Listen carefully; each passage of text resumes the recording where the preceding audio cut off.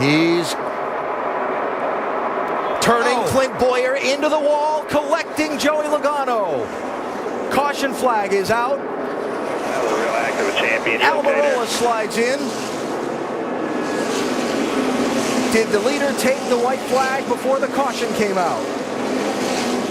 Slip into the garage, straight right. Well, let's go back and see why the drama between Ryan Newman and Clint Boyer. This is on the cool-down lap after the checkered flag. Wow. Well, obviously something took place before all this. Bam. And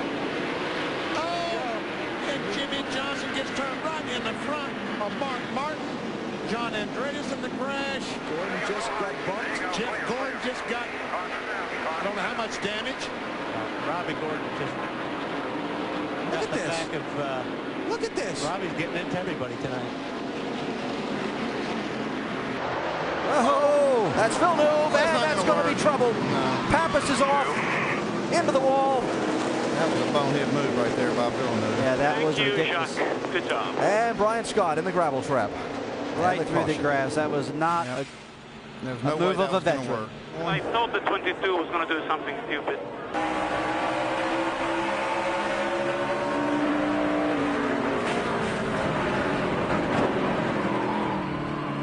Chance that. Followed. No disaster here. Look out. Wow. Oh, he takes her out. Come on. Unbelievable. Into the gravel trap. Unbelievable. That's it. Villeneuve. Michael Annette also down there. Remember, this is the last lap. Going in turn number 3, Cole Custer set on the pole, led every single lap till right then. Greg Galding got into the back of him, spun him. Greg Galding went on to win that race. I mean, yeah, it's going to be an accusation is all it's going to be. Kevin Harvick's the only one who knows exactly what happened. He knows his race car won't go, so he had tried to go. This was the first one here. So he gets up to the right, out of the way, lets everybody go because his car will not come up to speed. It won't run any faster than what they're going under caution. But he did move to the right on that first one, Kyle, and got out of the way. They still wrecked in front of him. Yes. So that wasn't any problem with that about what Kevin was doing there. Yeah, this is the first one, and like you say, he moved out of the way. Now here he is on the second one, and he stays in line farther down the racetrack, and we see the 6 of Trevor Bayne, and right here is where the controversy comes in. Is Kevin trying to get out of the way? Does he not know that the 6 car is there? I don't know. He crosses the line. I think Kevin crosses the line going up the racetrack.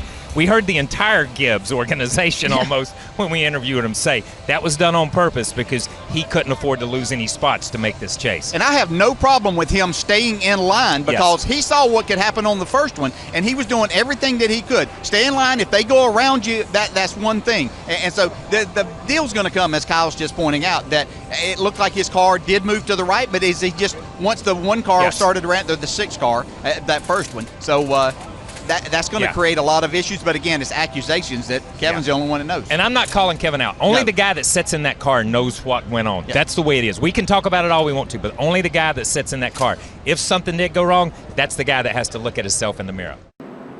Down that long straightaway, Kurt moves over to get some air between the 2 cars. Get to turn 3. He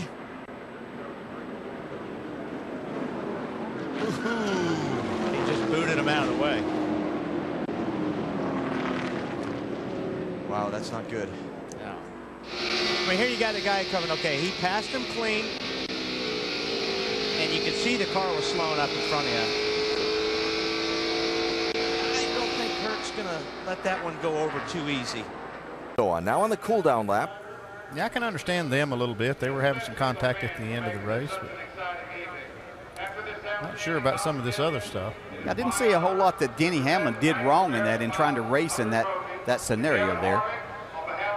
Now as the cars stack up at the entrance to the pit road, that's the hit Matt Kenseth was talking about. And while doing that, Keselowski runs into the back of Tony Stewart, so then this.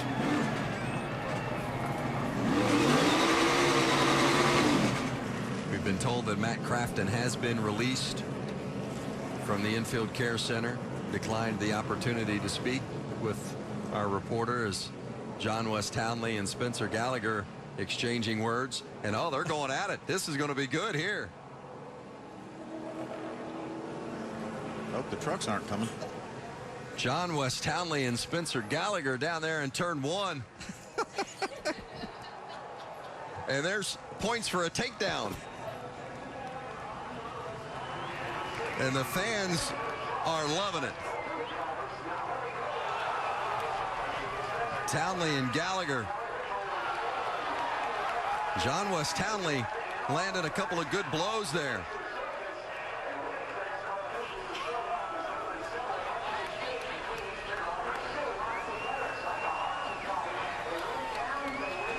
And I'm not sure if the fight was over or they just got too tired to continue. Good spot for him with his 4 fresh tires. Oh my. That's what that was. Matt Kenseth had just come back on the racetrack. I think he might have done this Red Bull Toyota in now. Whoa, contact there. Brian Vickers pushing Matt Kenseth. Martinsville payback issued at Phoenix. It sure was. Yeah, That's all that was. See the intensity level coming up on these guys. We saw Mike Wallace look like he was going below David Rudiman right here, but they ran up on a slower car. Wow. Right. Man. That's Kevin LePage's 61 that Carl Edwards went up across the back of. And then it all broke loose behind him. Car slipping and sliding. Kelly Byers involved. Brad Keselowski, watch again. Oh, you see what happened here. This 61 was not up to speed, and it's almost like you know, these guys moved over and didn't see him. Had no idea that he was coming out. You know, they did. I'm sure that the spotters up there saw him on the apron. They weren't expecting him to come and join back right in front of the leaders. That's just a very unfortunate situation and a mistake on Kevin's part and his spotter. You know, quite honestly, somebody's got to be telling him, and he has to know that these leaders are coming because he just messed up a lot of cars and drivers' chances. Kevin Harvick, what an aggressive restart he had. Oh, Kyle Busch into the wall hard. Elliott Sadler and Kyle Busch make contact. It's not going to be 4 in a row for Kyle Busch. Kyle Busch, right front damage, severe damage, and we got problems at turn number 4. Josh Richards in the 51 is around. The 09 also with problems. That's Brian Silas. No caution. We stay green.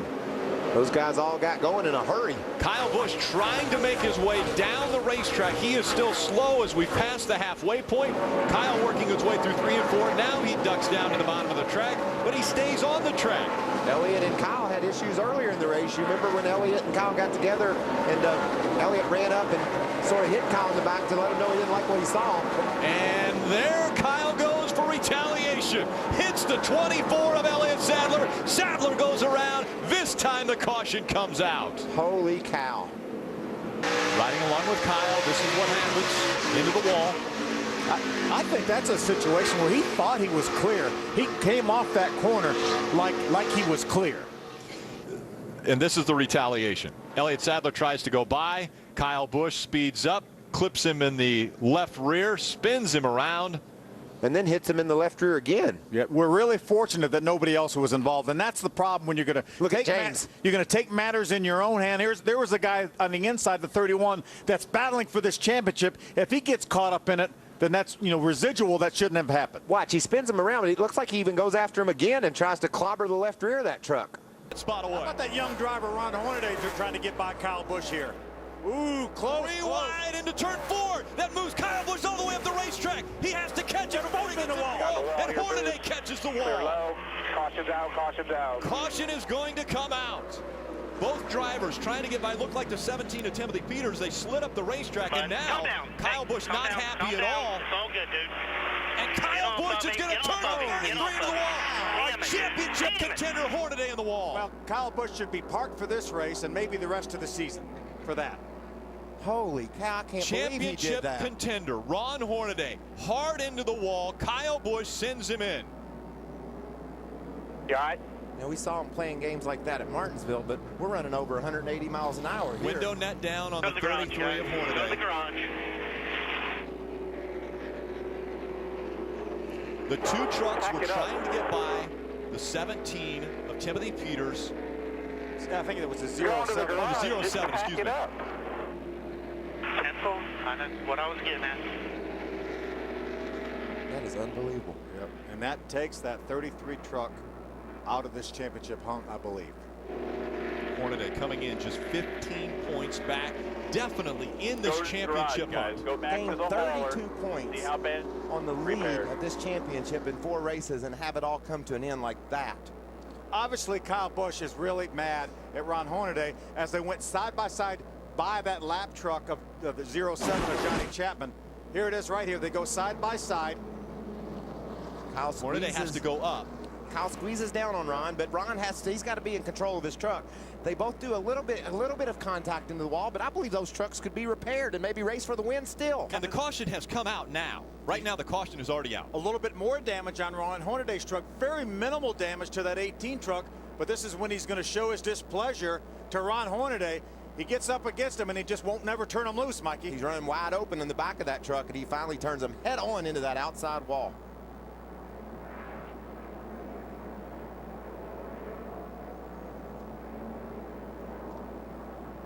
I don't think NASCAR is going to, I think this goes beyond a little bit of have at it, boys. Oh, it's definitely way past that. That truck's running 130, 40 miles an hour when it hits that outside wall. Look at that thing jump up off the ground. Look at all the damage to that 33 truck.